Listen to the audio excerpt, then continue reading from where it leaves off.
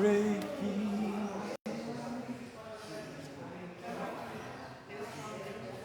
And make again.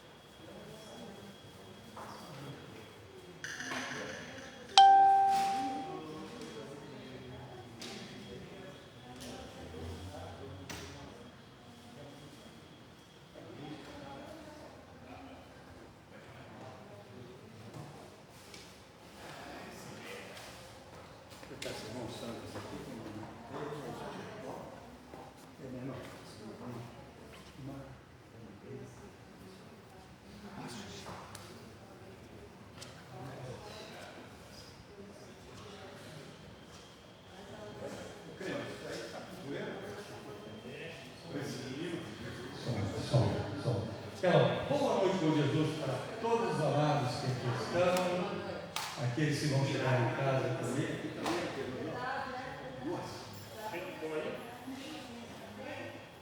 Irmãos, vamos nos colocar em pé. Então, vamos fazer a leitura do texto que nós vamos meditar hoje.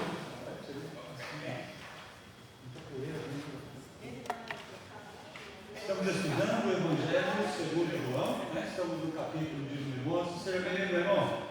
Deus abençoe. Nós hoje estaremos fazendo a leitura do verso 16 ao verso 32. Paramos a semana passada no verso de número 15. E hoje vamos dar um pouquinho mais de sequência no capítulo 9, né? Estamos estudando ele por parte. Sempre digo aos irmãos alguma dúvida, alguma coisa que não ficou bem esclarecida, por favor, né? Mande para que a gente possa estar estudando juntos, aprendendo. A finalidade verdade do Senhor sempre essa: o Espírito de Deus é o nosso professor, é Ele quem se empenha em dividir a igreja, né, em dons, para que nós possamos ser edificados. Então vamos lá, leitura responsiva, do verso 16 ao verso 32.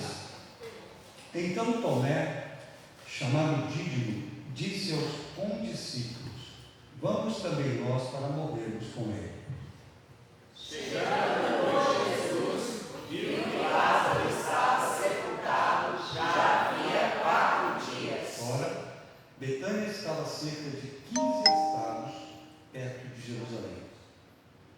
E muitos judeus haviam ido visitar Marta e Maria para consolá-las pela perda do irmão.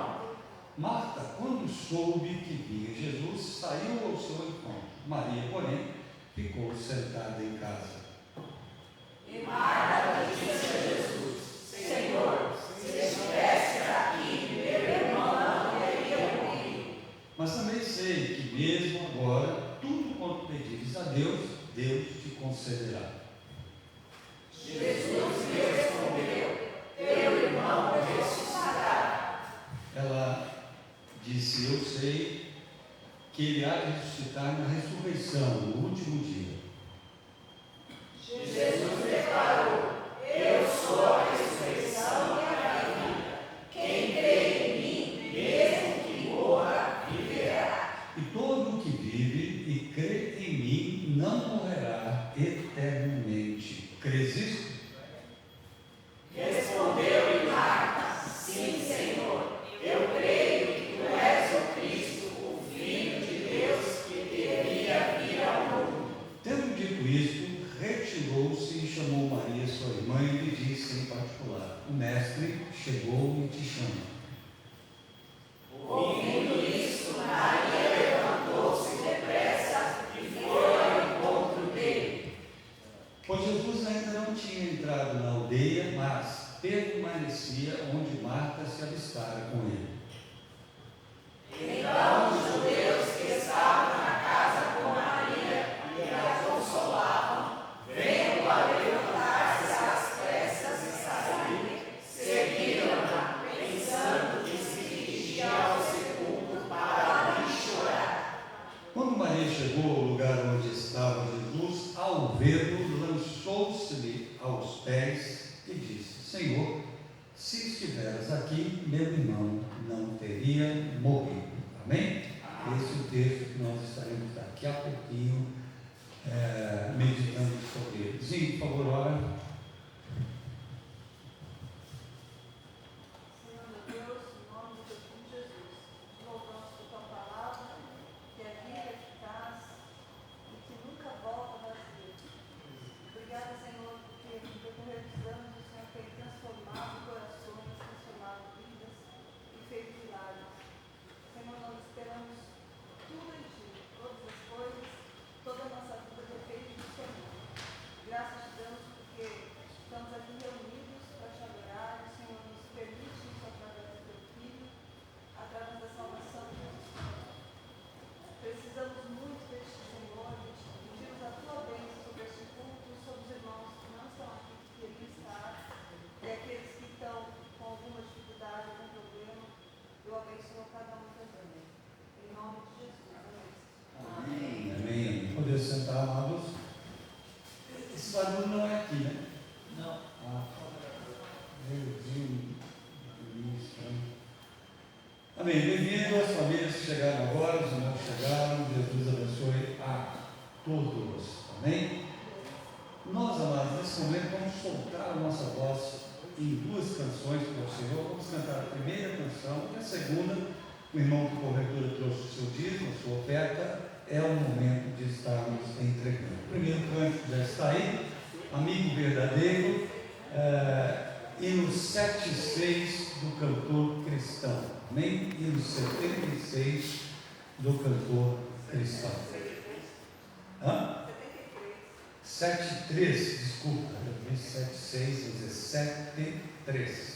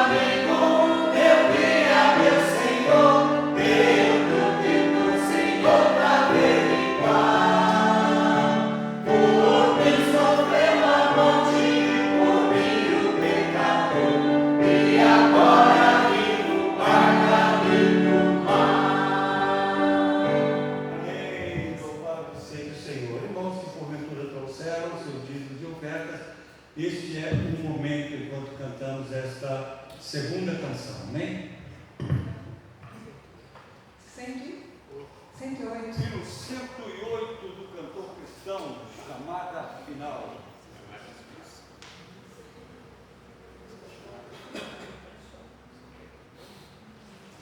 Hino 108 do cantor cristão.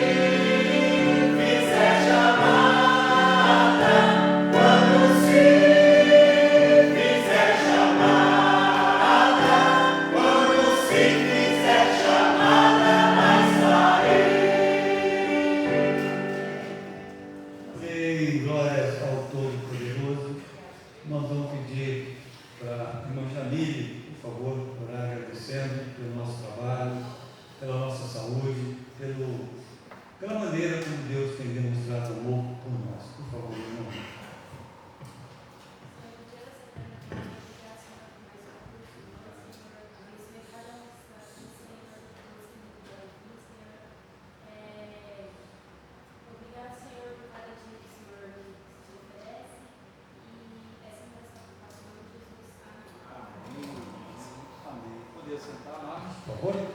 Nesse momento a palavra está franqueada para avisos. Irmãos que têm aviso, por favor, este é o momento. Graças e paz na igreja. Amém. Repetindo aí, né, o mesmo aviso da semana passada, culto do bebê, né, programado ali desde a primeira reunião que a União Feminina teve este ano. Já estava ali o projeto de ser feito.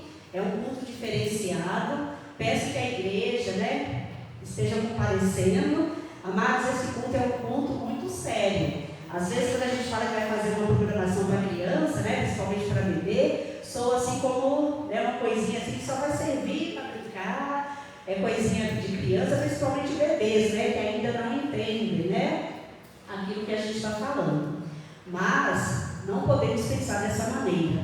Essa igreja tem uma responsabilidade muito grande diante de Deus nessa questão de como tratar crianças. Sabemos que tem havido aí, né, aulas para que as professoras venham testemunhar de Jesus, né? Vemos aí que é tratado com muito respeito, com muito carinho, mas também com muita responsabilidade a questão de ensinar a verdade para as crianças. E os bebês não são diferentes, né? Eles estarão aqui recebendo as suas primeiras Bíblias, né? Convidamos a igreja para que que esteja conosco nesse dia, para que nós possamos agradecer ao Senhor pelas vidas delas, né? Que isso daí é uma sequência que Deus está dando à igreja, né? Vindo pessoas, né? Nascendo pessoas, orar, né? Para que o Senhor possa estar abençoando esse dia, né? Para que venha se concluir aí, né? Este culto, e estejam aí, quem puder, trazer um prato de doce ou salgados.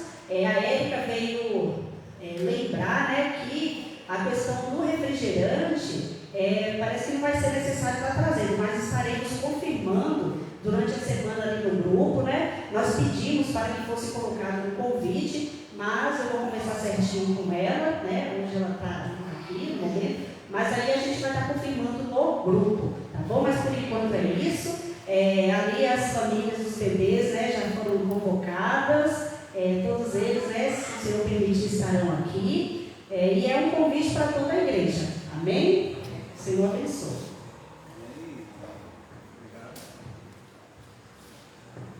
Bem-vindo, chegaram à família, Deus abençoe muito.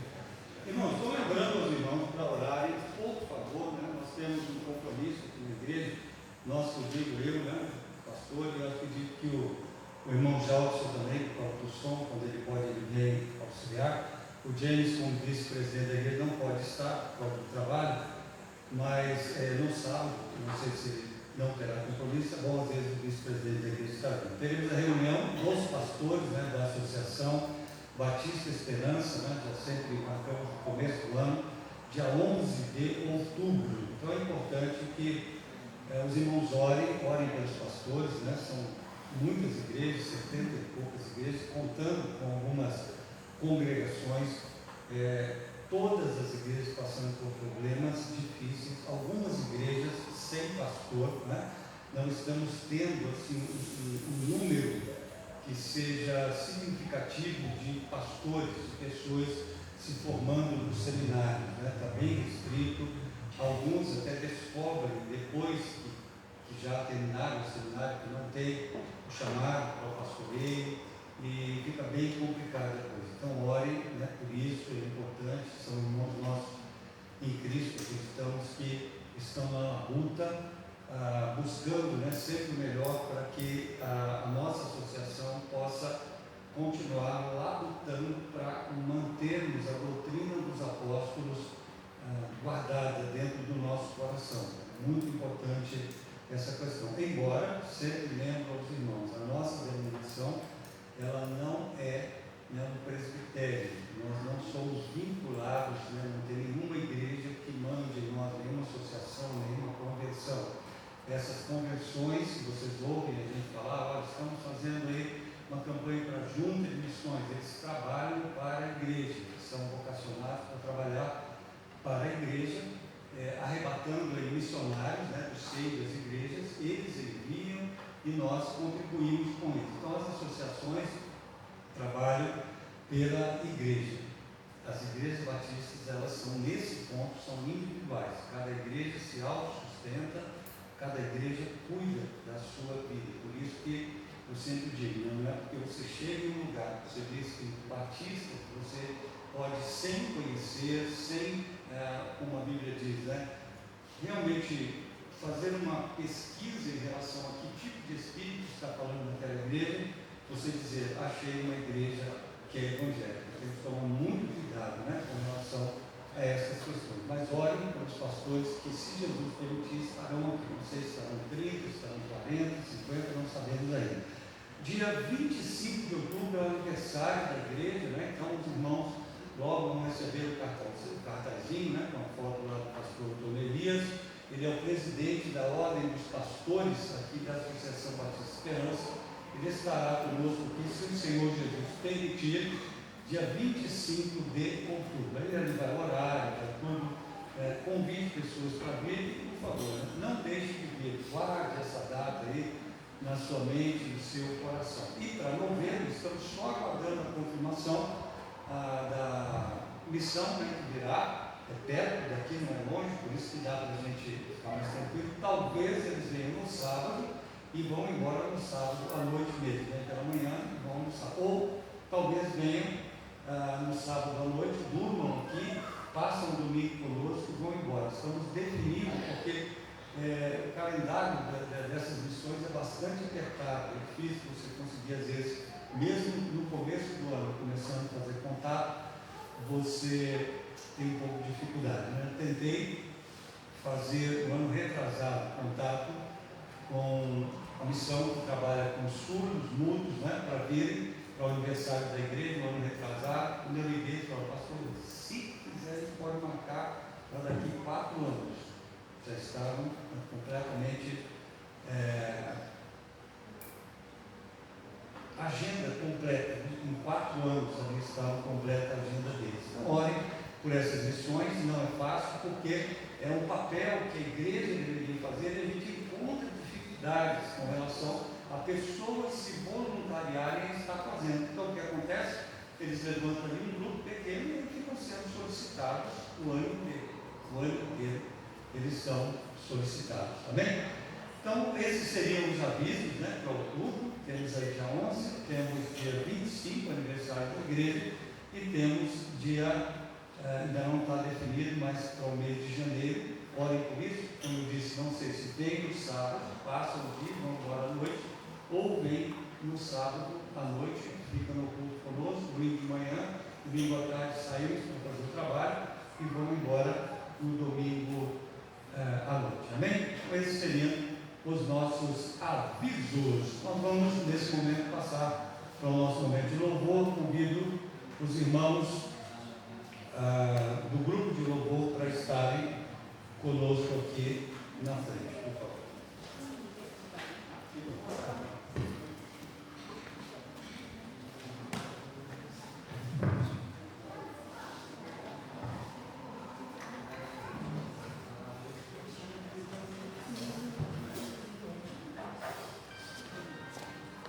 Outra vez igual,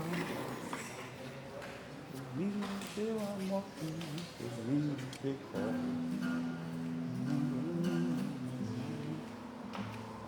do mal.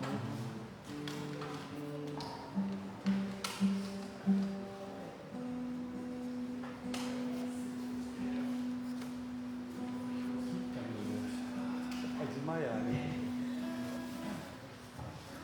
Só um momento, igreja.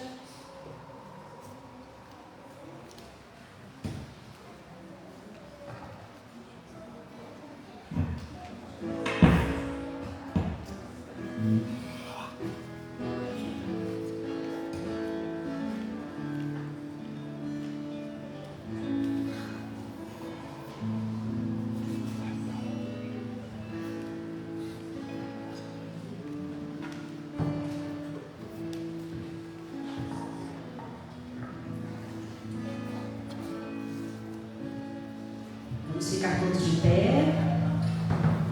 O Senhor possa estar abençoando mais essa parte do culto, que Ele receba o nosso louvor, a nossa adoração, a Ele toda a honra, toda a glória.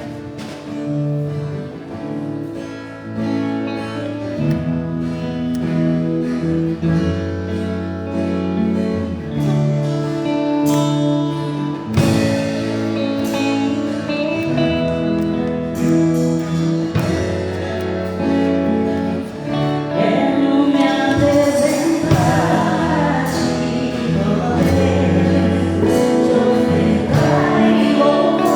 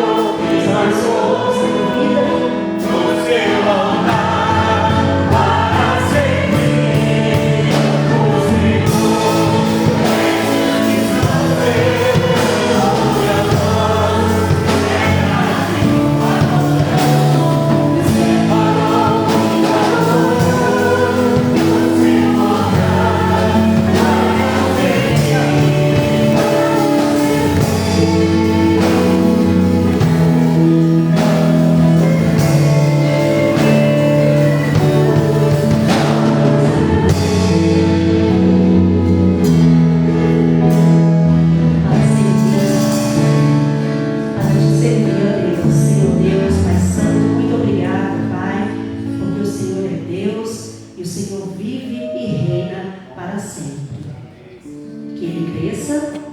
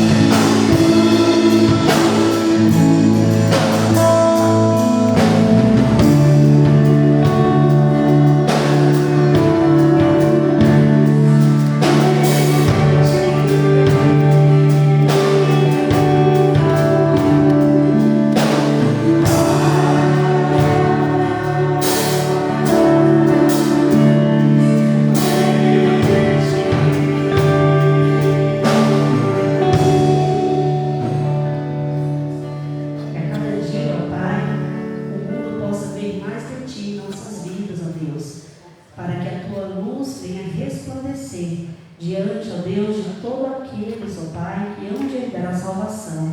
Continue, ó Deus, a falar conosco no decorrer deste culto. Continue abençoando cada vida por toda essa terra, Pai, em nome de Jesus. Amém. Amém. Pode se assentar, igreja. Amém.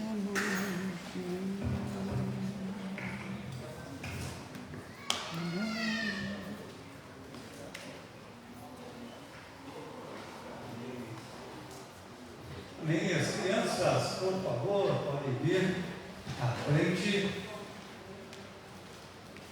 A Carel com seu fone de ouvido. Né, Carel?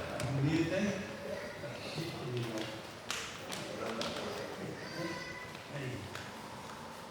Amém. Né? Vamos orar então. Pelas crianças, Pai, obrigado em nome do teu filho Jesus. Senhor, tem guardado essas crianças, ó Deus, dentro do lar, nas escolas.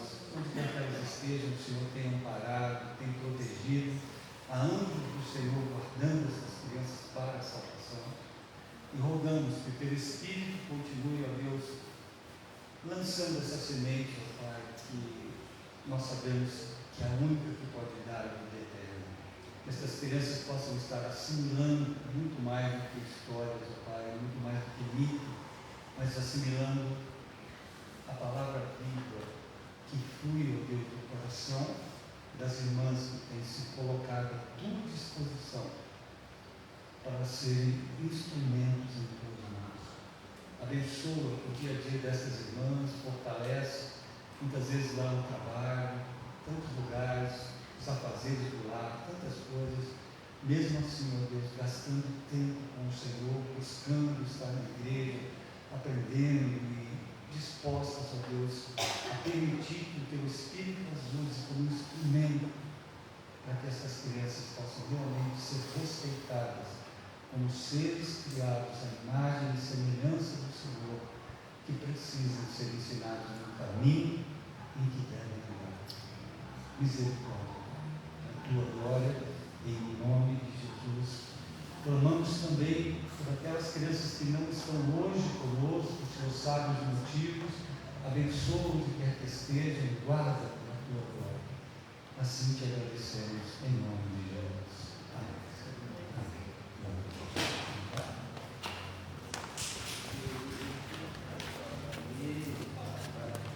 Amém. Amém, amados. Nós que aqui estamos, vamos continuar dando sequência no estudo que estamos fazendo do Evangelho segundo João. Estamos no capítulo 11. Como é um capítulo longo, nós estamos estudando por etapa e vendo como há vários ensinos que são necessários a nós dentro desta possibilidade que o Espírito nos concede de sermos agraciados pela presença dele em nós. Paramos a semana passada com uma frase de Jesus que obviamente deve dominar o nosso coração. Jesus diz: é bom que eu não estivesse lá antes que Lázaro morresse, antes que passassem esses dias, esses 4 dias, para que eu pudesse chegar até lá. E ele diz: por causa de vocês, não por causa de Lázaro, mas por causa dos discípulos. Eles poderiam pensar: foi coincidência, ou então Lázaro, a doença não era tão grave assim, e nós chegamos aqui e ele acabou sarando da doença, Então talvez até Jesus não precisasse ter vindo até aqui. Então a palavra que Jesus lança para eles precisa estar focada em nós também, como se nós estivéssemos ali experimentando aqui. Por quê? Nós temos dificuldades de entender que Jesus está conosco. Essa é a grande dificuldade. Aqui não tinha como como Marta e Maria fugirem dessa colocação primária, uma colocação infantil de alguém que tem algum conhecimento de Deus, alguém que tem conhecimento de Jesus. As duas vão dizer claramente: olha, se o Senhor estivesse aqui, ele não teria morrido. E muitas vezes para nós parece que o Senhor não está aqui.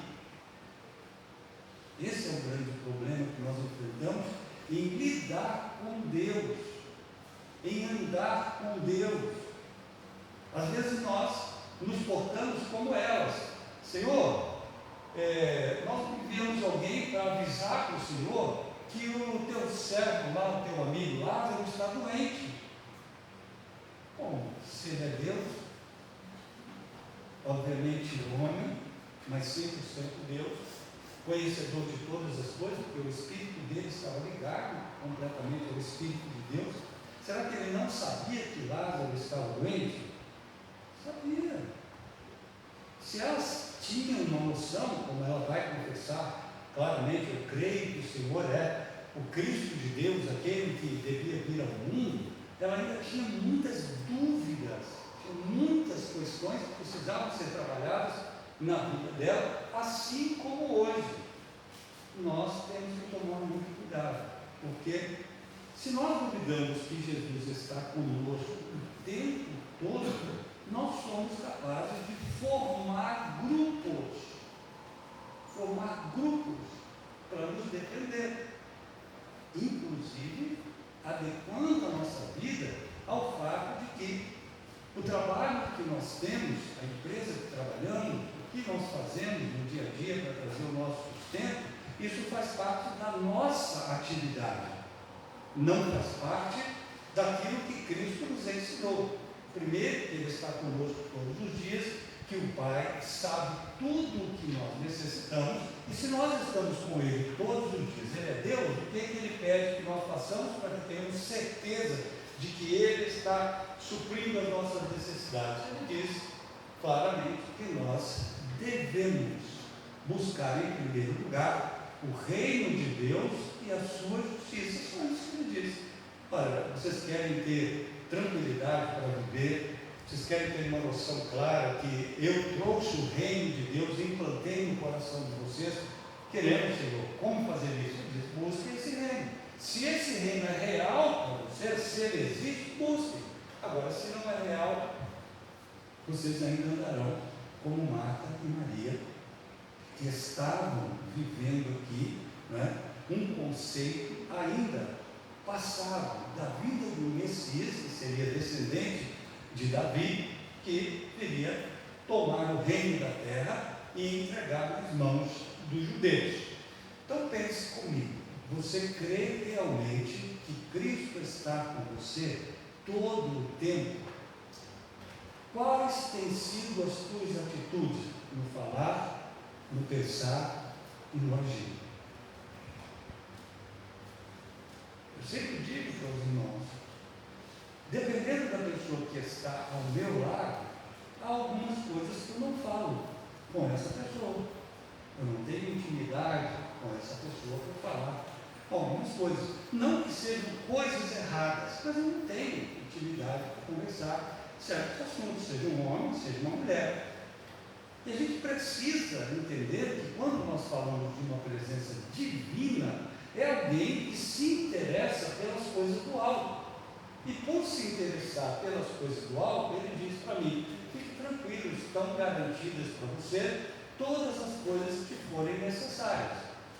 Não as coisas que eu acho que são necessárias, mas as coisas que ele acha que são necessárias. Então perceba, a abordagem, ela começa assim, então Tomé, chamado Dídimo, disse aos condiscípulos, vamos também nós para morrermos com ele. Por quê? Quando Jesus disse que o Lázaro estava dormindo, os discípulos começaram a conversar entre si, e a noção que eles tinham é que eles estavam falando realmente de um sono, estava só dando uma cochilada lá, e eles disseram, então para que nós vamos lá? O Senhor quase acabou de ser apedrejado, nós tivemos que sair de lá nas carreiras, agora o Senhor está dizendo que vai voltar, ele está dormindo. Aí eu ensinei mais uma vez para os irmãos, Jesus estava usando ali dentro dessa trajetória linguística aquilo que a gente conhece como eufemismo, ou seja, dar um nome bacana, alguma coisa bonita, alguma coisa que as pessoas não gostam muito, e os seres humanos não gostam de ouvir falar em morte, de forma alguma. Se a pessoa não tem convicção de que o Senhor Jesus está ao lado dele todo o tempo, não tem convicção que o reino de Deus já chegou, ela se apavora ao ouvir falar em morte. Então Jesus adequava essa linguagem para quê? Para que o apóstolo Paulo depois fizesse essa mesma coisa, para que eles trabalhassem de uma forma tal a ser atrativo no conceito dessas pessoas o que acontece depois da morte. Ele diz, é como se fosse um sonho, é alguma coisa que você fecha os seus olhos e já desperta em um outro lugar. Então essa apropriação desses termos, dessas palavras, é que fazem com que, após Jesus ter explicado, não, ele morreu, o Tomé então diz, nesse momento, diz para Jesus, para os condiscípulos, para os outros apóstolos, falar, vamos fazer o seguinte, vamos com ele e vamos morrer junto com ele também, já que o Lázaro está morto, né? Então tenha a percepção que o pensamento de alguém que ainda não alcançou realmente quem é Jesus, estão sempre amparados por questões mentais, não por questões que façam com que você possa experimentar realmente qual é a boa, perfeita e agradável vontade de Deus. Vou dar um exemplo bem pueril, bem infantil. O bebê, quando nasce, ele não tem noção de nada. Então, quando ele chora por fome, ele está simplesmente expressando algo que ele está fisicamente sentindo, mas ele não sabe nada. Qualquer um que chegar ali e der mamar para ele, está adequado. No passado, inclusive, se usavam aquelas que eram chamadas de amas secas, não é? As mães ricas, as proprietárias de escravos, elas usavam inclusive escravas, não é? Que estavam também grávidas, que tinham dado à luz crianças, para amamentar essas crianças. Então o bebê ele não tem essa noção. Agora, a partir do momento que essa criança cresce um pouco, ainda é criança, não tem muitas noções, mas ela já chama mãe, mamar, mãe, mamar. Ela começa a ser adequada a um ser humano, até que vai chegando um ponto que ela mesmo vai começa a pegar o seu alimento. Então, quando esses apóstolos estavam passando por esse momento de dificuldade, imagina, diversas vezes Jesus quase perdendo a vida, e eles expondo a vida deles ali por andarem com Jesus, mas sempre com aquele certo temor, essas coisas, fazia com que eles andassem como essa criança, sempre chorando, no sentido de ver se alguém faria algo por eles. E muitas pessoas andam assim hoje também, mesmo dizendo que conhecem as Escrituras. Não! A partir do momento que o bebê começa a conhecer a mãe, ele sabe quem é a mãe.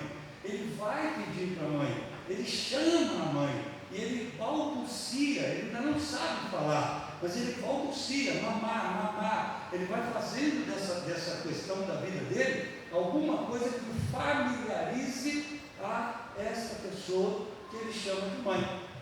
Então Tomé diz, vamos lá para morrer com ele, Lázaro já está morto, né?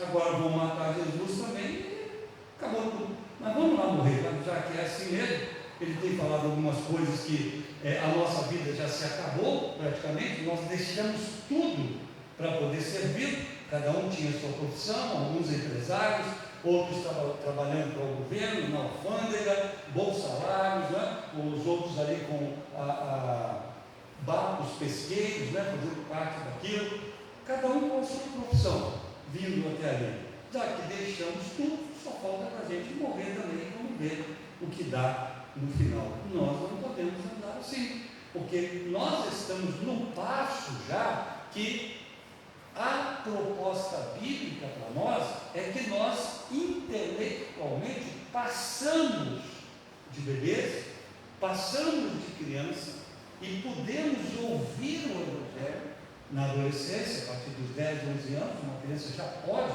ouvir o Evangelho, já pode entender realmente o que é o pecado, entender o que é o sacrifício de Deus. Ela tem uma noção muito clara disso, a respeito dessas questões. Se lhe for ensinar, óbvio, não mitologia, ensinar mitos para ele, um tal de Sansão, cabeludo, um Davi que era baixinho e com a sua espada, corta o pescoço com a pedrinha lá, primeiro mata, essas coisas. A gente precisa extrair das Escrituras, como estamos extraindo aqui das Escrituras. Vamos também para morrer com ele. Você fala, isso pode ser uma fala de alguém que acredita que está com o Messias. Não pode ser. Você ouve algumas pessoas falarem algumas coisas e você fala, essa pessoa não acredita que Jesus está ao lado dele, senão ele não falaria isso. Não falaria mesmo. Talvez tenha falado porque eu estava ao lado, porque alguém estava ao lado, mas Jesus ao lado dele, ele não falaria, ela não falaria isso. Isso é a proposta de Jesus. Ele falou que da nossa boca passaria a sair agora, do nosso interior, um rio de água viva. Ou seja, questões que fazem manifestar em nós que nós estamos sob a dependência total do Senhor Jesus. Total. Veja como isso vai se adequando bem aos poucos.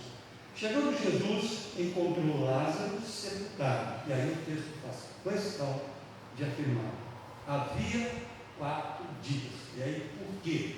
já aprendemos, mas talvez alguns dos irmãos não estivessem nessa aula. Para o judeu, só era computado que uma pessoa fosse abandonada, não observassem ela dentro da questão próxima de túmulo, depois do terceiro dia. Até o terceiro dia, reza uma lenda que essa pessoa poderia estar viva. Dizia que já tinha acontecido muito caro, pessoas serem enterradas e no terceiro dia eles estavam vivos. Então eles aguardavam o quarto dia para poder dizer, está morto realmente. Então veja que as lendas, elas faziam também com que Jesus se posicionasse para ensinar, para que isso fosse tirado da vida deles. Se Jesus diz, bom, já morreu, já enterraram, está no segundo dia, eu vou lá. O que aconteceria? Ele estava vivo. Nós sabemos que até o terceiro dia essa pessoa pode ressuscitar. Então Jesus veio, fez aquela magiquinha dele, enganou todo mundo, sai daí Lázaro, mas o Lázaro estava vivo. Se viesse no terceiro dia, poderia acontecer isso. Então o texto bíblico faz questão de afirmar no quarto dia. No quarto dia, quando Jesus chega, estava Lázaro já enterrado. Ou seja, para a consideração judaica, ele estava já agora entrando completamente em estado de putrefação. Estava começando a sua pele, a sua carne estourar e começando a sair dele gases, que às vezes nos cemitérios são confundidos com fantasmas, o fósforo que sai do corpo humano, quando se encontra com o oxigênio, faz aquelas luzinhas à noite, muitas pessoas atribuíam isso a fantasma. Então Jesus espera que isso aconteça, para quê? Para que a gente possa ter uma noção de como ele lida com a nossa fé. Às vezes é preciso que nós cheguemos lá no fundo do poço, que todas as nossas esperanças se esvaiem, que tudo que nós pudermos pensar possa ir embora, que a gente diga, não tem mais solução, as coisas acabaram.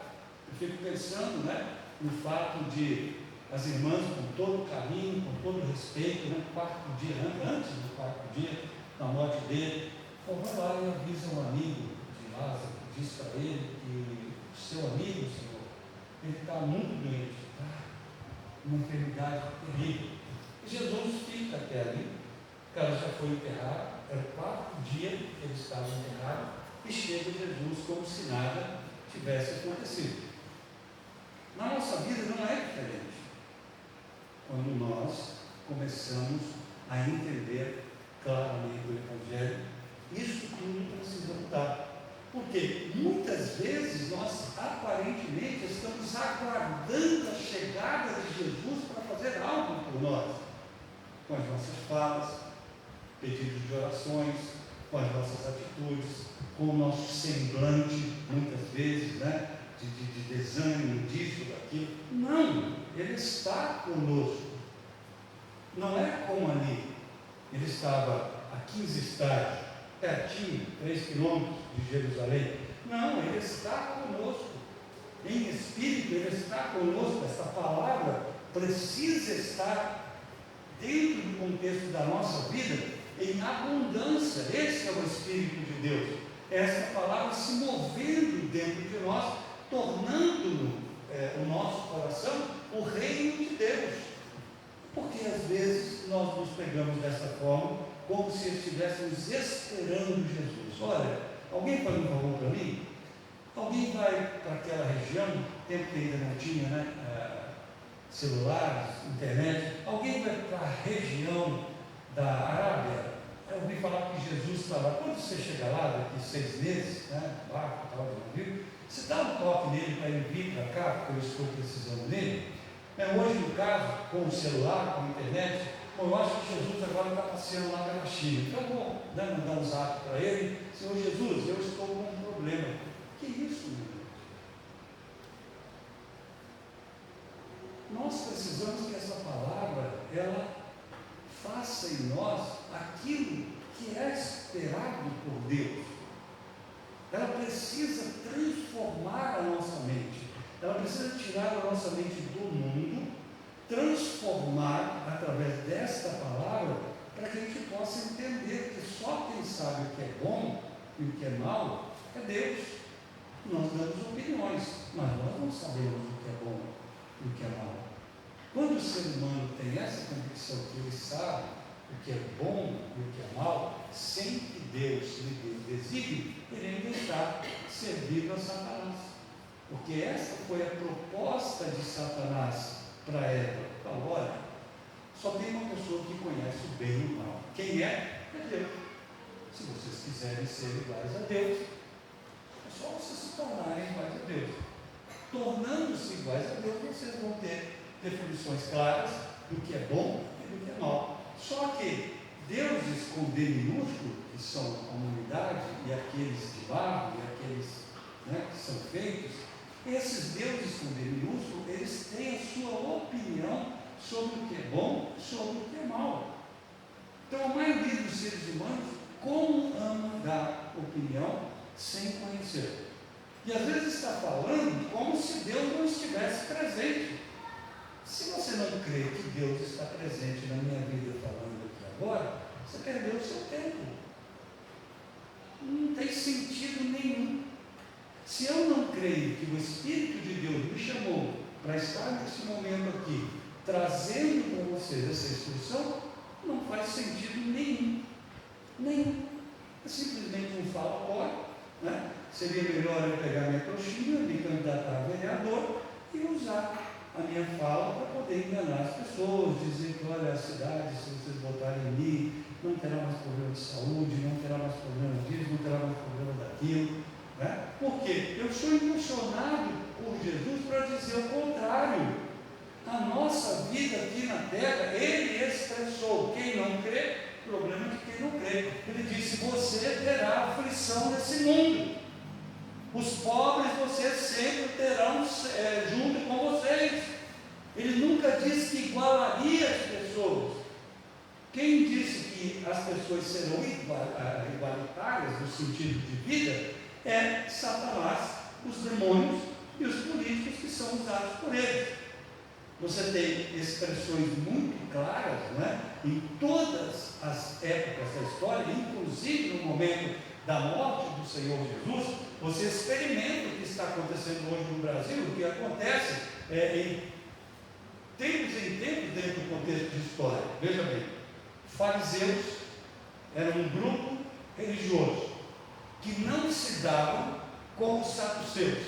Os fariseus dominaram aquilo que chamavam de sinagoga. Os saduceus, pelo poder aquisitivo e a aliança com Herodes, dominavam o templo. Não se davam um com o outro. Esses dois também não se davam com os herodianos. De repente, para matar Jesus, todo mundo fica amigo. Todo mundo se junta. Fariseus, saduceus, herodianos, Pilatos, todos eles dão as mãos. E será assim com a vinda do Messias. Um homem vai convencer, pessoas que jamais se unem em Jesus, a se unirem para exaltar essa pessoa como Salvador. Ele já está conosco. Ele voltará. Ele não precisa ser eleito. Ele não precisa do ajuntamento de religiões. Ele já libertou pessoas do pecado. Ele morreu, foi sepultado e ressuscitou. Está vivo hoje aqui. Se você tem Jesus, Ele está na sua vida. Ele não virá para você. Ele já está em espírito na sua vida. E quando Ele voltar, Ele não precisará de ajuntamento religioso, que é o que acontece em determinadas épocas, em todas as partes do planeta. Porque algumas pessoas que creem vão dizer, vamos lá para morrer com Ele também. Os outros vão dizer, já que Ele dorme, Ele está dormindo, vamos fazer o quê? Quiseram te matar esses dias, Jesus. E aí, na sequência, nós vemos Jesus dizendo, quando eu cheguei lá, já tinha 4 dias que Lázaro estava morto. Ele não esconde. O cara já está apodrecendo. Os bichos já estão começando a sair dele, e não vai ficar dúvida nenhuma para nenhum judeu que crê em mitologia. Deus está presente. Deus estava ali e iria ressuscitar. E dando continuidade, ele vai mostrar para nós. Betânia, né, como eu disse, era cerca de 15 estádios perto de Jerusalém, 3 quilômetros mais ou menos. Muitos dentre os judeus tinham vindo ter com Marta e Maria para as consolar a respeito do seu irmão. Era uma família bastante conhecida. Todas as cidades ali eram cidades pequenas, pequeníssimas, né? Era, falando um português claro, aquela região era o fim do mundo, né? Jesus morava numa cidadezinha que tinha, se tivesse 60 casas naquele período, eu conto, no máximo, né? Morava ali 100 pessoas, 100 e poucas pessoas, e ele estava ali, que era a cidade de Nazaré. Essa cidade de Betânia era um pouquinho maior, mas também com esse contexto. Mas muitas pessoas vieram não por causa da cidade, vieram porque a família de Lázaro era uma família mais tradicional, então eles tinham bastante conhecidos, e eles vieram para consolá-las ali a respeito da morte do Senhor. Marta, quando soube que vinha Jesus, saiu ao seu encontro. Maria, porém, ficou sentada em casa. Veja que invertem as coisas. Em determinado momento, quando Jesus vai cear na casa de Marta, a Marta sai com disposição para fazer algumas coisas e Maria vai ficar aos pés de Jesus.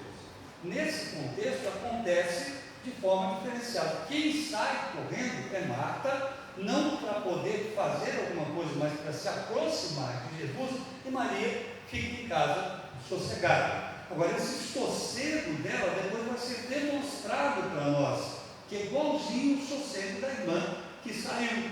Não havia uma convicção tão plena, né, de que Jesus era literalmente aquele que poderia, sim, de onde estava,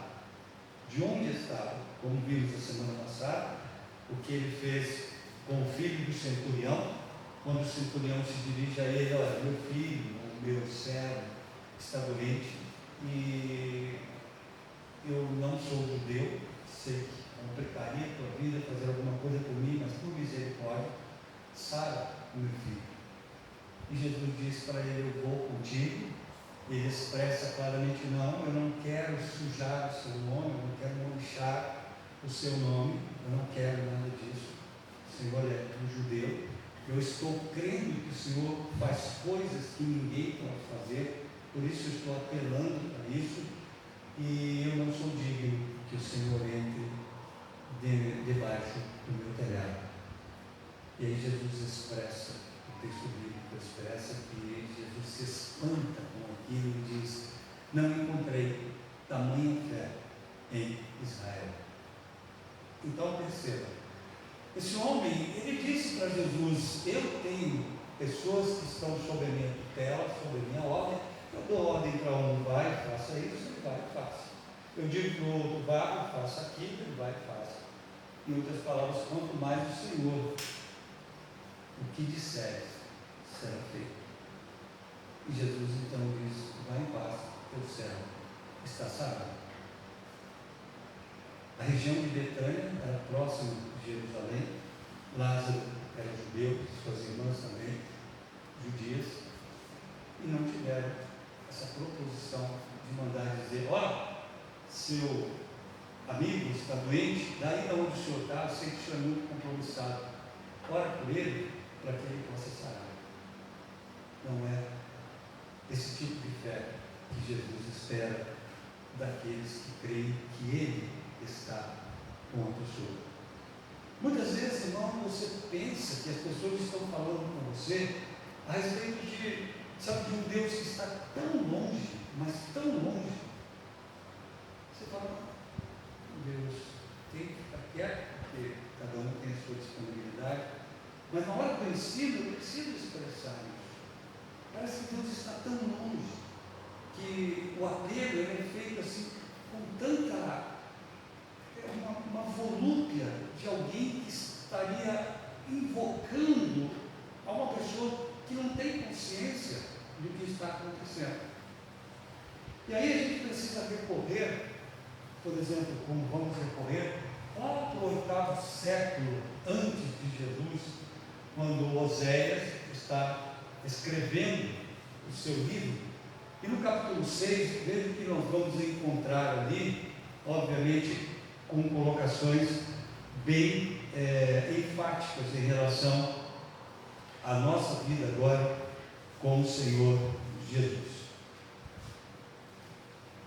Depois do livro de Daniel, você já encontra o livro de Oséias.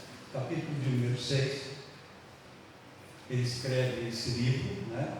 Ali pelo ano 700, quase ano 750 a.C., está passando, né, por um momento muito delicado ali, o povo de Israel, e o livro todo é enfático com relação, deixa eu só abrir aqui o meu livro, todo ele é muito enfático, né, em relação ao pecado de Israel, a Deus mostrar para eles: eu conheço o pecado de vocês, eu tenho noção que eu me apresentei para vocês como marido, como pai, e algumas vezes, e ele faz propostas aqui para Oséias que você diria: não é possível que isso seja um escrito bíblico. Para demonstrar o amor dele por Israel, que ele chama neste livro, em outras partes, ele chama de esposa, em alguns lugares chama de filho. Ele diz para esse profeta o seguinte: você vai se casar com uma mulher que vai adulterar. Essa mulher vai te trair. Você vai ter filhos com ela. Eu vou nomear esses filhos. Eu vou indicar o porquê desses nomes para os filhos.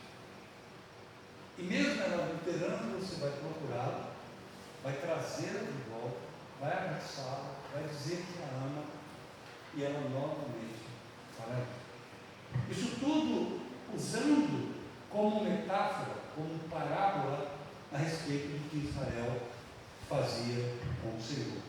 Israel muitas vezes vivia como se Deus não estivesse presente, como se eles nunca tivessem ouvido, dito por Deus a Moisés, que ele fora quem criara todo o universo do nada, ele é quem dera vida aos seres humanos, aos vegetais e aos animais, todas as 3 classes de vida que existem na Terra. Ele afirma: eu dei vida.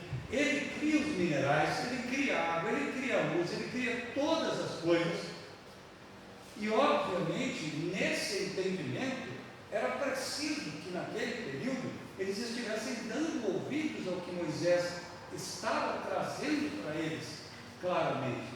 Já tínhamos passado aqui pelo deserto, Moisés já tinha recebido as leis, já tínhamos passado pelo período dos juízes, estávamos agora no período dos reis, e Oséias, levantado por esse profeta, ele ouve essa proposta. É difícil para nós entendermos isso, mas Deus queria que o povo visse a mansidão e o amor dele. É insuportável, a Bíblia mesmo diz, é insuportável a traição, seja do homem ou seja da mulher. É delicado para um homem perdoar uma adúltera, é delicado para uma mulher perdoar um adúltero. Se Deus coloca no coração o perdão, amém. Mas você perdoar uma nação, era o que Deus queria que eles entendessem. Deus dava tudo para eles, uma terra maravilhosa, todas as coisas, todo o amparo. Todas as guerras de Israel geralmente eram vencidas sem exército, ou quando não, no caso de Gideão, aquele mundo de homens, Deus fala: de jeito nenhum. Depois eles vão dizer que eles fizeram a guerra. Não, você vai só com 300. Todas as vitórias eram nesse naipe, feitas por Deus. E eles mesmo assim, era Deus, calasse um pouquinho, já estavam eles adulterando com outros deuses. Já estavam ali, né, compartilhando da mesa de outros deuses que nós sabemos que não são deuses, são demônios. Hoje há pessoas assim também. Há pessoas que não têm um senso literal de quem é Deus, do que Deus fala, não têm um senso da presença de Deus, e que há locais onde Deus não se adequa, Ele não entra. Quando nós dizemos Deus está em todos os lugares ao mesmo tempo, precisamos colocar ponto e vírgula, todos os lugares que Ele deseja estar. Há lugares que Deus não deseja estar e não está. Por isso nós temos anjos que trabalham em prol da vida daqueles que hão de herdar a salvação. Então, quanto trabalho dele para anjos em ambientes que são insuportáveis. Quantas vezes minha vida foi exposta à morte, sei lá o quê, e os anjos estavam ali. Essa é a colocação que depois os irmãos lê Hebreus capítulo 1, verso 14, vai ensinar ali aos irmãos, né? Os anjos, eles são espíritos ministradores enviados para guardar aqueles que hão de herdar a salvação. E aí nós chegamos no capítulo 6 de Oséias, tem uma percepção. Vinde, ele diz, pois, e tornemos para o Senhor, porque Ele nos despedaçou e nos sarará, fez a ferida e a ligará. Depois de 2 dias, nos revigorará, ao terceiro, nos levantará e viveremos diante dele. Aí chega o foco, o ponto. Conheçamos e prossigamos em conhecer ao Senhor. Como a alva, a sua vinda é certa, e Ele descerá sobre nós como a chuva serôdia que rega a terra. Então, quando você faz uma estudo da Torá, você vai ver essa questão do perseveramos, ela tem o contexto de perseguir, de você estar tão afoito por aquilo que você percebe, você fica olhando os indícios. Por isso que ele diz, nós precisamos arrepender-nos, né? Vinde, tornemos-nos para o Senhor. E estando com o Senhor, Ele vai sarar a ferida. Podemos, né, como diz o salmista, chorar a noite toda, mas pela manhã vem a alegria. Então, o grande contexto que a gente precisa entender não é só dizer obrigado porque eu aprendi que Jesus está comigo. Eu preciso persegui-lo, eu preciso conhecê-lo, eu preciso andar com Ele, eu preciso ter intimidade com Ele. Aí começam a mudar as minhas palavras, os meus pensamentos e as minhas atitudes, porque eu me lembro que estou andando com uma pessoa divina. Então, todas essas questões que ele coloca aqui, né, que ele feriu, que ele sarará, toda essa conotação, ela vem quando você vem fazendo um trabalho mais acurado aqui, você vai ver que o verdadeiro amor por Deus e o conhecimento de Deus começa a tirar de você alguns desesperos. E aí você vai encarar isso que aterroriza a humanidade com mais tranquilidade. Você vai começar a entender a morte, ouvida por você, com o eufemismo colocado por Jesus. Você dorme. É como o sono. Você dorme e acorda pela manhã. Então, o contexto de Deus, ele precisa estar elaborado em nós. Mas como? Precisamos prosseguir em conhecer ao Senhor. Perceba, ensinei hoje pela manhã e preciso ensinar agora. Perceba que nós estamos estudando um evangelho. Evangelho é para não convertidos. As cartas são para os convertidos. Mas muitas vezes nós precisamos relembrar o que nós dissemos que aprendemos. Nós dissemos que um dia fomos evangelizados. que nós conhecemos o que é o pecado, o que é a justiça de Deus, o que é o juízo de Deus, que nós conhecemos literalmente o que significa ser justificado por Jesus diante de Deus, que nós temos plena comunhão ou consciência clara que fazemos parte de um corpo e que no corpo existem muitos e muitos e muitos membros. Não todos os membros têm o mesmo dom, o mesmo talento. Por isso que às vezes nós precisamos voltar. Porque nós precisamos prosseguir, nós não podemos parar no Evangelho. Nós precisamos entender as cartas. Precisamos ver Paulo dizendo claramente para mim, dizendo: Walter, você tem a mente de Cristo. Dizendo para qualquer um dos irmãos que tem Jesus como Salvador, você tem a mente de Cristo.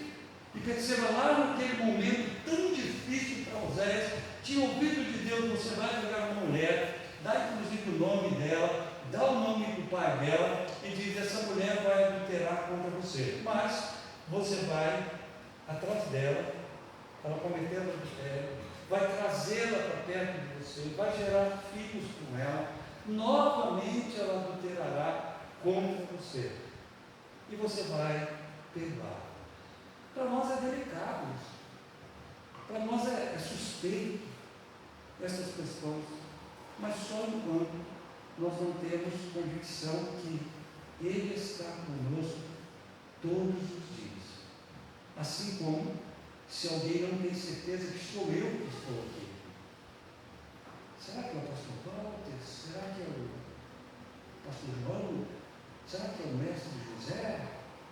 É preciso que vocês tenham uma definição para vocês. Por quê?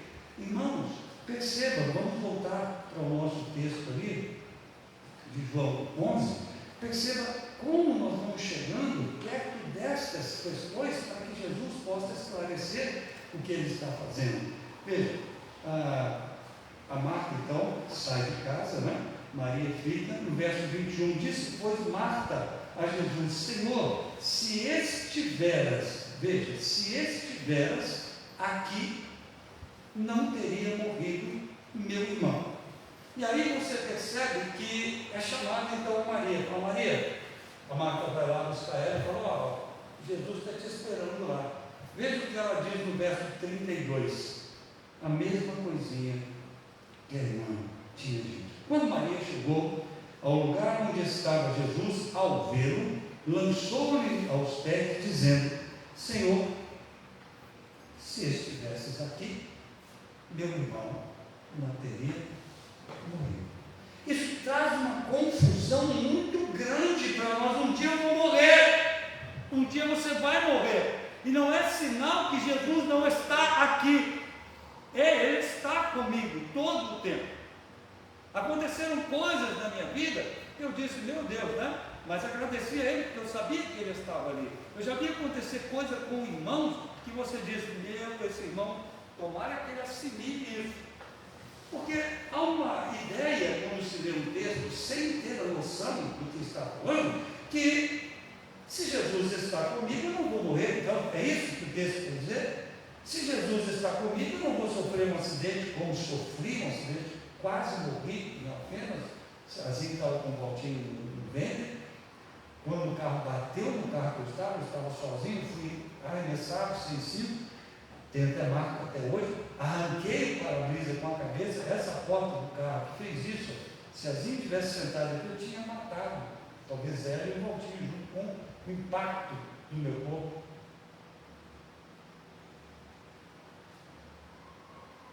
Já fui diagnosticado para morrer, já chegaram a chamar a minha família para morrer, para me ver que eu ia morrer. A gente precisa entender, nós vamos morrer um dia, nós vamos ficar doentes, nós vamos ser assaltados. Não sei o que Deus vai permitir que aconteça com cada um de nós, mas alguém pode dizer para você: puxa vida, se Jesus estivesse ali, isso não teria acontecido. Aqui Jesus ainda não tinha morrido, não tinha sido sepultado, não tinha ressuscitado. Ele espera para dizer algumas palavras pós-morte, sepultamento e ressurreição. Pós-morte, sepultamento e ressurreição, ele reúne os seus discípulos e diz o seguinte: todo o poder me foi dado no céu e na terra. Toda a autoridade me foi dada no céu e na terra. Vão, façam discípulos. Mostrem às pessoas que vocês são pessoas diferentes. Levem a ela aquilo que hoje nós conhecemos como Evangelho. Digam a elas a transformação que houve na vida de vocês. Hoje vocês pensam diferente sobre todas as coisas. Sobre casamento, sobre educação de filhos, sobre oração, sobre Deus, sobre o inferno, sobre o céu, sobre uma série de coisas. Diga a eles que Deus te deu algum dom, te deu algum talento, que você conhece alguém que talvez tenha um talento que você não tem, um dom que você não tem, que poderá ajudar essa pessoa numa questão que você não foi chamado para ajudar, que você foi ali para testemunhar de Jesus. Foram lá? Foram. Então traga essas pessoas, batize-as. Elas são realmente discípulos, ouviram o Evangelho? Sim. Batize-as. E aí, ele trabalha com a Trindade de Deus, que foi ele quem esclareceu isso. Batize-as em nome do Pai, do Filho e do Espírito Santo. E depois ele diz: ensine essas pessoas tudo aquilo que eu ensinei a vocês. E eu estarei com vocês todos os dias até a consumação dos séculos. Então não havia como Marta e Maria ter essa definição. Ela claramente vai dizer ali: Senhor, se o Senhor estivesse aqui, meu irmão não teria morrido. No verso 32, a Maria vai dizer a mesma coisa: Senhor, se o Senhor estivesse aqui, meu irmão não teria morrido. Então, acompanhando o raciocínio de Jesus no verso 22, nós vemos a colocação dele no verso 22, aliás, a Marta dizendo ainda: mas também eu sei que mesmo agora, ele já morreu, mesmo agora, tudo quanto pedires a Deus, Deus te concederá. Declara-se então Jesus a ela: teu irmão há de ressurgir. Ela replica ainda, ela vai replicar, ela vai dizer: aqui há de ressurgir na ressurreição no último dia, o seu tem consciência. E Jesus então diz a ela: eu sou a ressurreição e a vida, quem crê em mim, ainda que morra, viverá. E todo o que vive e crê em mim não morrerá eternamente. Crês isso? Ela responde: sim, eu tenho crido que tu és o Cristo, o Filho de Deus, que deveria vir ao mundo. Então perceba que o diálogo começa a crescer, mas mesmo assim ela não espera Jesus a ensinar, ela começa a soltar o que ela acha. Não, eu estou entendendo bem o que o senhor está falando, estou entendendo, né? Ele vai ressuscitar lá no último dia. Ele diz: não, no último dia não ressuscitar muitos, mas tem gente que estará vivo. E aquele que está vivo também acontecerá a mesma coisa.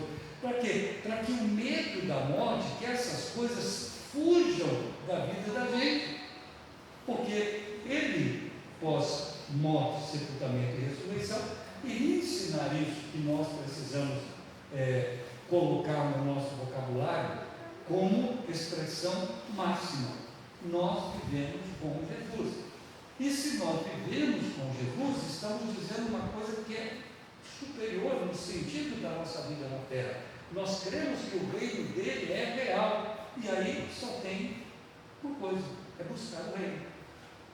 Agora, o fator é o seguinte: como eu busco alguma coisa se eu não sou ensinado a buscar?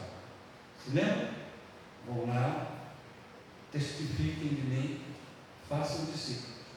Amém? Creio que já foram salvos, conheceram o que é o pecado, sabem que o maldito isso, aquilo. Sim. Batiza-os. E depois ensina. Senão não tem como a pessoa buscar o reino de Deus. Por quê? O alimento que Satanás oferece para nós tem essas conotações todas terrenas. E já temos estudado dentro do contexto de Bíblia, não é? Que muitas vezes nós ficamos como essas irmãs, pensando que Cristo está longe, ou pensando que porque Ele está conosco, nada vai acontecer conosco. Quem sabe o que é bom para nós, quem sabe o que não é bom para nós, é o Senhor Jesus. Então precisamos, irmãos, ponderar nessas questões, pensar. Não adianta ficar em casa para dizer: Jesus, estou aqui tranquilo, eu sei que o Senhor veio fazer alguma coisa. Minha irmã já vai contar para o Senhor aí que nós queremos que mesmo Ele tendo morrido, tudo que o Senhor conversar com Deus vai fazer para você. Mas eu estou tranquilo aqui em casa, nem vou aí onde o Senhor está. Tudo bem? Tudo bem. Mas a Marta não consegue, ela corre e chama a irmã. Só que a irmã vem com a mesma expressão: se o Senhor estiver aqui, meu irmão não teria morrido. Talvez alguém tenha dito já para você: isso que aconteceu na sua vida, por você ser um cristão, não pegou muito bem. Como é que Deus deixa acontecer isso logo com você? E aí começam as indagações. Será que foi o pecado? Será que eu estou em pecado? Eu não estou perseguindo Jesus? Eu não estou procurando realmente conhecê-lo cada vez mais? O que será que foi? Ele vai dizer para você claramente: a tua trajetória na terra, ela é baseada claramente naquilo que Deus expressou para Adão no capítulo 3 e nunca tirou da terra. Ele disse para Adão: por que você deu ouvido à tua mulher, ou seja, a voz de Satanás, que havia alimentado a mente da tua mulher, muito mais do que a mim? Maldita é a terra por tua causa.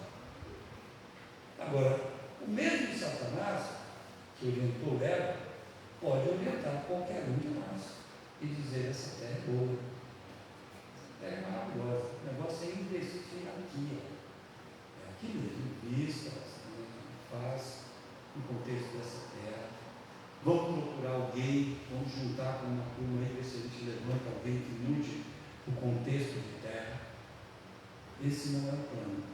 O plano de Deus é que nós vamos até alguém para que eles possam passar a vir fazer parte do reino de Deus, para começar a experimentar o ódio que o mundo tem de nós, começar a experimentar a luta que é no mundo pela sobrevivência. Nós somos bilhões e bilhões e bilhões de seres humanos, todos lutando por um espaço dentro do contexto do mundo. E, infelizmente, chorando como bebês, chorando, gritando. Qualquer um que alimentar está bom. O bebê não tem essa consciência. Qualquer um, experimente um dia, se estiver na casa de alguém, o bebê começar a chorar lá, você fala: posso levar uma mamadeira? Fala: pode. Você leva, põe lá e para de chorar na mesma hora. Mas quando você é resgatado das trevas, o que Deus espera é que você realmente enxergue as trevas. Você veja que as trevas estão dentro do contexto do mundo, as pessoas estão se engalfinhando religiosamente, politicamente, militarmente. Porque são essas três ondas que vão se unir, como se uniram para matar Jesus, para eleger o anticristo, quando toda esta terra for evangelizada segundo a proposta do Senhor Jesus. Então nós precisamos Tá, irmãos? É real o reino de Deus ou não? É real ou é uma realidade que Ele está conosco todos os dias até a consumação do século? É real que Ele disse para nós que nós temos que amar o nosso próximo como nós mesmos e a Deus acima das nossas forças? Cumpre-se, né, na nossa vida, a partir do momento que nós aceitamos a Jesus, aquela profecia que lemos ali no livro de Oséias, capítulo 6, no verso 3, de que nós devemos conhecer e perseguir e prosseguir, conhecendo o Senhor a cada dia, porque o que Ele quer fazer conosco é aquilo que foi expresso: tirar de nós as feridas, tirar de nós a lamúria, tirar de nós o medo da morte, tirar de nós esse desejo, literalmente, de sermos aqueles que vão coadunar com a presença do anticristo, que desde a época dos apóstolos já estava permeando todo o planeta Terra. Então oremos nesse momento, suplicando a Deus, irmãos, que nos dê sabedoria, nos dê discernimento, para que amanhã, se passarmos um dia tranquilo, eu fazendo as visitas que tenho que fazer, minhas orações, meus afazeres, você nos seus afazeres, e voltarmos para casa, nós possamos dizer: Senhor, que bom que o Senhor estava comigo todo o tempo. Mas se porventura acontecer com qualquer um de nós alguma coisa que nós não apreciemos tanto, que nós tenhamos a mesma sabedoria para dizer: que bom que o Senhor estava comigo quando eu passei por aquele momento no dia de hoje. Ó Deus, queremos agradecer ao Senhor porque muitas e muitas vidas preferiram a Deus ter a sua vida ceifada e não negar o Senhor. Muitas e muitas vidas, irmãos e irmãs nossas, entregaram a sua vida e cumpriram esse papel de realmente, ó Deus, ter o seu trabalho, ter o seu dia a dia, cuidado com a família, com tantas coisas. Mas nisso tudo nunca esquecerem-se de conhecer e permanecer conhecendo o Senhor dia após dia. E alguns deles, ó Deus, não tinham a noção que nós temos de céu, de inferno, de Satanás, de demônios, de anjos, de igreja, porque viviam naquilo que nós conhecemos como o Velho Testamento. Então o Espírito de Deus vinha sobre essas vidas, e eram vidas, ó Deus, que passavam por momentos que nós nem imaginamos a dor, mas preferiram o Senhor, aguardando um dia que se cumprisse a vinda do Messias. Outros irmãos, Deus, pós-formação da igreja, também optaram pelo Senhor, optaram em olhar para o mundo como o Senhor olha: o mundo jaz no maligno, o mundo odeia a igreja, o mundo é um local onde as pessoas se degradeiam ao Pai em busca do alimento, em busca da roupa, em busca de tantas coisas, ó Deus, esperando que alguém adoeça, que alguém seja mandado embora, uma série de coisas possa acontecer com alguém, para que nós comemos aquela vaga. Senhor, nós imploramos ao Senhor que, de onde estamos, ou seja, do Teu reino, nós possamos enxergar o que está acontecendo lá fora e ter misericórdia. Quantas seitas se levantando, expressando claramente, ó Deus, que o interesse maior é esta terra, são as coisas materiais, apresentando um Jesus que não tem preocupação nenhuma com a espiritualidade, com a santidade. E nós precisamos enxergar isso e ter misericórdia dessas pessoas. Nós temos dito que recebemos o Evangelho, e se nós conhecemos o Evangelho, Evangelho, se nós recebemos o Evangelho, obviamente nós sabemos onde o Evangelho está, quem recebeu o Evangelho. São coisas simples, ó Deus, mas que parecem tão difíceis para nós, porque carece de nós cedermos o nosso coração para o Senhor, a sede do nosso entendimento para o Senhor. Seria como, ó Deus, nós temos plena noção de que conhecêssemos talvez a língua alemã, falássemos o alemão e disséssemos às pessoas. Eu chego em lugares e eu não consigo entender se alguém está falando em alemão ou não. Como isso pode acontecer, meu Pai? Como isso pode acontecer, Senhor? Se nós recebemos o Evangelho, como podemos dizer que não sabemos onde o Evangelho se encontra? Se nós temos dito que recebemos a pessoa de Jesus, que Ele está conosco todos os dias, como nós podemos dizer que não conseguimos identificar Jesus no dia a dia? Senhor, no nome do Teu Filho Jesus, há pessoas que zombam claramente da Tua presença, falam e agem como se o Senhor estivesse tão longe, que não conhecesse os problemas, que não conhecesse as dificuldades, que não estivesse dando a nós a oportunidade de, buscando o Teu reino, nós temos acrescentados à nossa vida as demais coisas.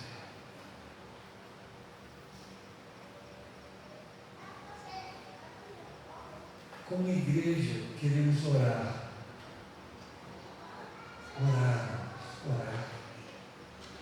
pelas pessoas que estão no mundo, que não blasfemaram contra o Teu Espírito Santo. Queremos clamar por estas vidas. Muitas delas estão sendo ali amarradas por Satanás em seitas, ó Deus, que dizem que Jesus está presente, que apresentam o Evangelho, como o apóstolo Paulo diz, um outro Evangelho, sendo que não há outro Evangelho. Clamamos por estas vidas, Senhor Deus. Nós vivemos num mundo, Pai, um período da nossa vida. Nós sabemos como é duro viver ali, como é duro olhar para um lado, olhar para o outro lado, Deus, e sempre buscar esperança em homens, buscar esperança em imagens, em horóscopos, em tantas coisas, ó Deus, em ciganos, em espíritos de mortos. Como é terrível, Deus. Nós não podemos fingir que isso não é real, porque nós vivemos assim. Como é horrível para algumas pessoas dizer para si mesmo que nada existe. Não existe nada, o fato é viver aqui, morrer e acabou. É horrível, Pai, fingirmos que não estamos vendo isso. Fingir que não vemos, ó Deus, que pessoas têm oferecido um Jesus que está pronto a fazer deste mundo uma maravilha, contrariando a palavra do Senhor Deus, do Senhor Jesus, como vimos, falou para Adão: amaldiçoada é esta terra. Quantas pessoas estão ponderando a Deus ter mais poder do que Deus e tirar essa maldição que foi lançada sobre a terra? Quando Jesus vem em humildade e trabalha no coração do ser humano, tirando o ser humano do reino das trevas e colocando no reino da luz, não só para que nós tenhamos esperanças no céu, tenhamos esperança de sermos guardados nessa terra por anos, mas que nós possamos ter o descanso de poder trabalhar por vidas que estão lá fora, que precisam ouvir o Evangelho. Essa é a tua grande proposta. No texto que estamos estudando, Senhor, ainda não chegamos na ressurreição de Lázaro. Mas vemos, ó Pai, claramente que havia uma maneira de se pensar, de tentar idealizar Jesus como as pessoas hoje idealizam. E alguns pensam que porque Jesus está conosco todos os dias, nada acontecerá conosco. Pai, não esqueçamos nunca que irmãos nossos, irmãos verdadeiros em Cristo, foram estraçalhados, Pai, por animais, por feras. Irmãos nossos em Cristo, cuja presença de Cristo estava junto com eles, foram queimados vivos. Tira de nós essa miséria, essa terrível imagem que Satanás lança na mente de pessoas, de que o Senhor nos separou para que pudéssemos ter uma vida confortável, sem nos preocupar com a viúva, com o pobre, com o órfão, que eram aqueles, ó Deus, que naquele período não tinham recursos de nada. Tira de nós, ó Deus, esta miséria que faz com que o mundo brilhe mais para muitas pessoas do que a pessoa do Senhor Jesus. Tira de nós este medo de que o Senhor nos abandone quando dissermos para as pessoas: você está em uma seita diabólica que não prega o Evangelho. E a pessoa disser: me mostre isso.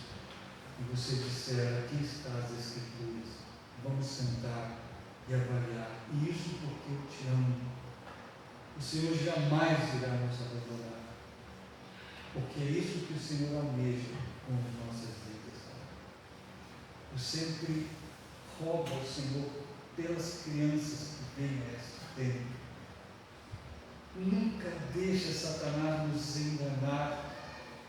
Que nós olhamos por essas crianças, olhemos para elas e creiamos, ó Deus, que como todos os seres humanos, elas nasceram debaixo da condenação do pecado. Mas que o Senhor deseja apresentar o Evangelho para que elas sejam salvas, resgatadas do reino das trevas. E é esta a expressão que nós temos dia após dia ao orar por essas crianças. Misericórdia de nós. Não é fácil, não é fácil a tua presença junto a nós. O Senhor é divino e andar com alguém que é divino não é fácil. Nossos pensamentos vagueiam, nossas palavras às vezes surgem do nada, nossas atitudes às vezes, ó Deus, não condizem com a tua presença. Mas te louvamos porque o Senhor tem nos dado claramente a opção de reconhecermos que pecamos e que, ao confessar nossos pecados, o Senhor é fiel e justo para perdoar o pecado e purificar de toda injustiça. Como é bom lembrar o teu Evangelho. Como é bom lembrar de 40 anos atrás, quando eu recebi o Evangelho. Como é bom o Senhor me responsabilizar de que eu preciso viver a vida cristã. Preciso amadurecer. E nunca permitir que digam: se Jesus estivesse com você, isso não teria acontecido. Esse pensamento é para aqueles do Velho Testamento que estavam lá lutando por entender as Escrituras. Mas Jesus, depois, ao inaugurar a igreja, ele afirma: busca primeiro o reino de Deus e a justiça desse reino, e as demais coisas serão acrescentadas a você. Ele faz uma interpretação do Salmo, quando ele diz: o Senhor é o meu pastor e não me faltará. O Senhor não faltará. Ele é o meu pastor. O Senhor exprime para nós claramente que eis que eu estou convosco todos os dias, até a consumação do século. Te agradecemos pela tua paciência, pelo teu amor, pela tua misericórdia. Agradecemos porque há 2 milênios o Senhor está trabalhando no coração de pessoas e uma pequena raiz está dentro do contexto de terra, levando o teu Evangelho. E nós aguardamos piamente a tua volta, ou momentaneamente, qualquer um de nós sair daqui e irmos diretamente para o seio de Abraão, que conhecemos como paraíso. Cuida de nós do teu jeito, da tua maneira, aquilo que o Senhor achar conveniente se faça em nossa vida. É nossa oração, em nome do Senhor Jesus. Amém. Louvado seja. Louvado seja em nome do Senhor. Santo é o Senhor. Te engrandecemos, te exaltamos, te adoramos ao Senhor. Cuida de nós, cuida do teu jeito, fica conosco, essa é a expressão maior. O Senhor está conosco, em nome de Jesus. Amém. Amém, meus amados. Semana maravilhosa para todos. Desejo aí para o seu irmão, eu vou lá para também desejar uma semana para todos. Amém?